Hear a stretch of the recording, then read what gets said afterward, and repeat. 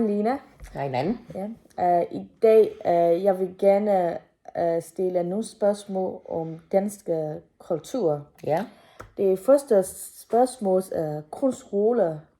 Så i din kultur, hvem bestemmer mest i hjemme? Ja, altså det kommer jo så an på, i hvilken miljø du er vokset op i. Nu er jeg vokset op i mellemklassemiljøet, og der var det nok mest min mor, der havde bukserne på, men også min far selvfølgelig. Men kommer du ned i dem, der ikke tjener så mange penge, så er det mest manden, har jeg indtryk af i hvert fald, at der ligesom bestemmer. Ja. Og i mellemklassen, der er man lidt lige fordelt, hvem der bestemmer, alt efter hvem der arbejder mest også, tror jeg. Ja. Og i rige klasse, jamen altså overklassen, der er det nok mest manden, der har noget at skulle have sagt. Det er stadigvæk den gamle skole. Ja. Men altså stille og roligt er det også kvinden, der begynder at have noget at skulle have sagt. Ja. Altså det andet spørgsmål, der handler om børn og opdragelse. Ja. Så hvordan skal man opdrage deres børn? Hvordan man skal opdrage børnene her i landet? Jamen altså... For eksempel, du kan også fortælle at din familien, hvordan altså jeg kan kun se det ud fra min egen perspektiv. Jeg skal jo ikke blande mig i andre opdragelse, men altså sådan som jeg selv er blevet opdraget, det er i hvert fald meget sådan bestemt strik. Ja. Men stadigvæk med kærlighed og frihed, og jeg har stadigvæk mulighed for at have lyst til at gå til de hobbyer, jeg nu gerne vil gå til, og have frihed under det, og med ansvar. Og der var selvfølgelig konsekvenser, hvis det var, men uden at blive slået og alle de her ting, men så fik vi så stor rest, eller fik lov til at sidde på vores værelse, hvis det var, vi havde gjort noget, vi ikke måtte gøre. Og vi var da ikke i tvivl om, når vi ikke skulle sige noget overhovedet. Så på den måde, så var det lidt en hård opdragelse, men stadigvæk kærligt ment. Så jeg mangler ikke noget på nogen måder. Og så jeg selv ville opdrage mine børn, eller hvis jeg skulle have indflydelse på det, så var det da lidt derhen af, som jeg selv er blevet opdraget, men nok lidt mere frihed under ansvar med kærlighed. Men ja, det er stadigvæk en meget... jeg blev gjort meget selvstændig på den måde, synes jeg. Jeg synes, det fungerer godt stadigvæk. Og så hele tiden også blive lært, at man er den voksne og den store udadtil, og ligesom være selvstændig på de punkter der. Så ja, hele tiden vise vejen for at være gode rollemodeller. Ja, det er godt. For dansk traditioner, jeg vil spørge om det der julefrokost. Ja. Hvorfor holder I julefrokost? Jamen, altså det er jo også individuelt i forhold til vores familie, hvorfor man gør det. Altså for mit familiesyns er det nok mest vores traditioner. Hvorfor vi gør det har vi faktisk aldrig spurgt dem om. Men det kan jeg jo så komme og spørge nu her til påskefrokost, når der er påskefrokost også. Ja, det er rigtigt. For det er jo det samme, vi har altid haft nogle bestemte dage, hvor vi holder de sædvanlige frokoster på. Og så kan vi godt lide at samles, så vi kan godt lide at se, så det er en god mulighed for at, ligesom at have noget fællesskab med sin familie generelt. Ja. Altså til sidst, det handler om konfirmation. Nu jeg kan se de reklamer, og så det tøj og købe det der konfirmation. Hvorfor holder I rigtig stor først til konfirmation? Jamen, vi gør det jo også, ikke kun til konfirmation, vi gør det jo også til dåb. Når man har været inde i kirken, så bliver man døbt og tror på Gud og de her ting. Og ved dåben, der er det så forældrenes troserkendelse til Gud.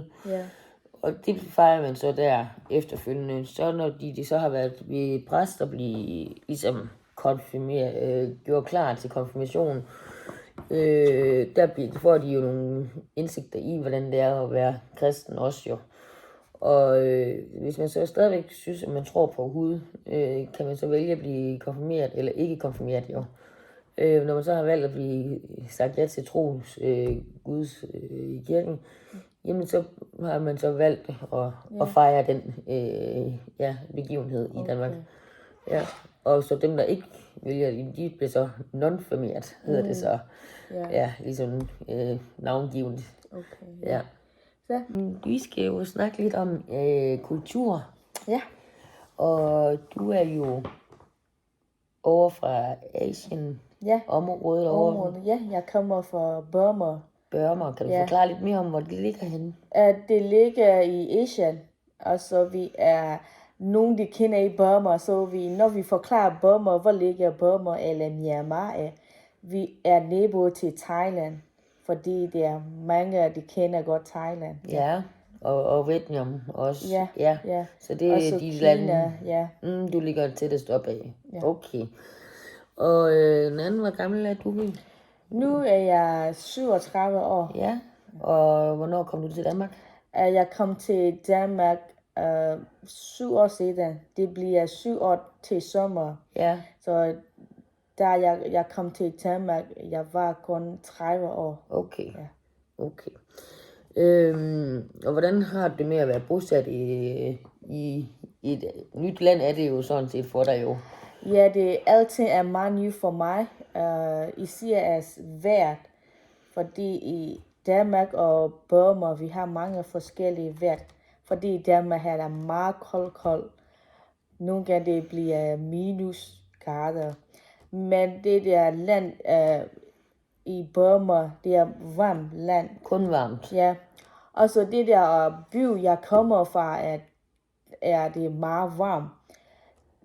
I sommer, vi har næsten 40 grader. Hold op. Ja. Så I har ikke noget, der hedder regntid? Jo, det har vi regntid. Det er fra juli til september. Det regner hele tiden. Hold op. Ja. Det regner vildt. Okay. Ja. Jamen altså, jeg har en masse spørgsmål, så vi går lige lidt videre her. Ja, selvfølgelig. Og hvad gør du så egentlig for at integrere dig? Nu går du jo i skole, ved jeg jo, på pædagogisk assistent, men udover det, hvad gør du så for at integrere dig til fællesskabet? Ja, til fællesskab, og så jeg er kristen, og så vores familie går til Pinsekirke hver søndag. Ja. Og så jeg møder med nogle danskere der. Og så vi har, der er også mange burmesere, der går i Pinsekirke. Så jeg møder mange mennesker. Og så dengang i Pinsekirke har de, international fællesskab. Så der også, jeg møder det mange forskellige mennesker fra andre lande.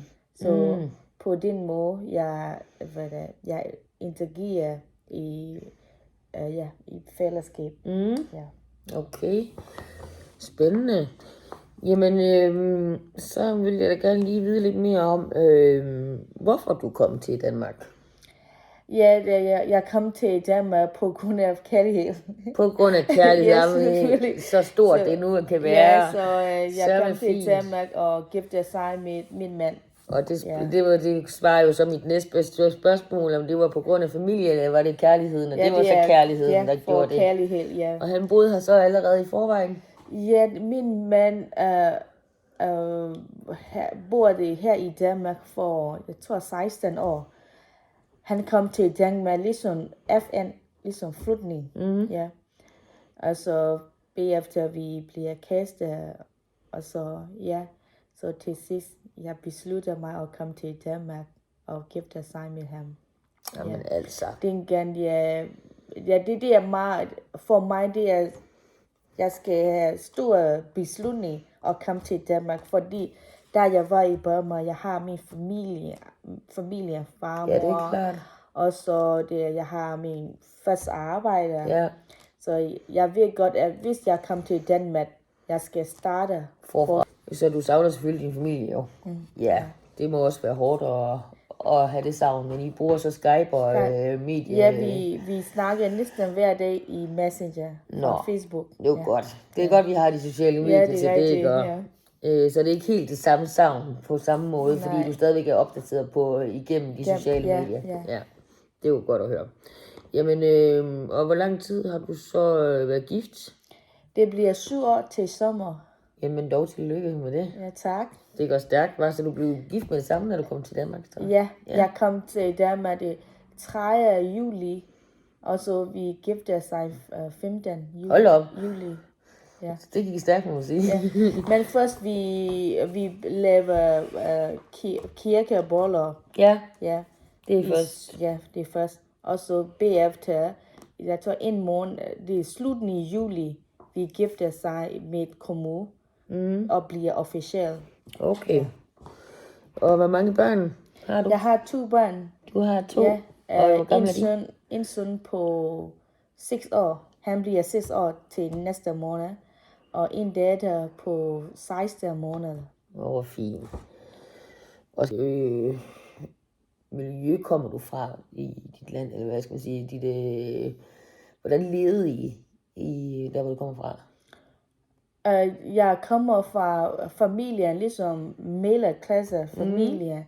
Ja, det var det, jeg mener, ja. Ja, så min mor arbejder i ligesom konturassistent, Ja, og min far er chauffør. så det er nogle høje stillinger, I har der i jeres, altså, Ja, og sammenlignet med de andre familier, vi er ikke ret fattige, og så Nej. vi er ikke ret rige, så vi Nej, er imellem. I er lige midt imellem, ja. Så vi er nødt, vi har råd til at have uddannelse og have, Og leve, ja. ja, men uden at være overklasse, selvfølgelig ikke. Ja.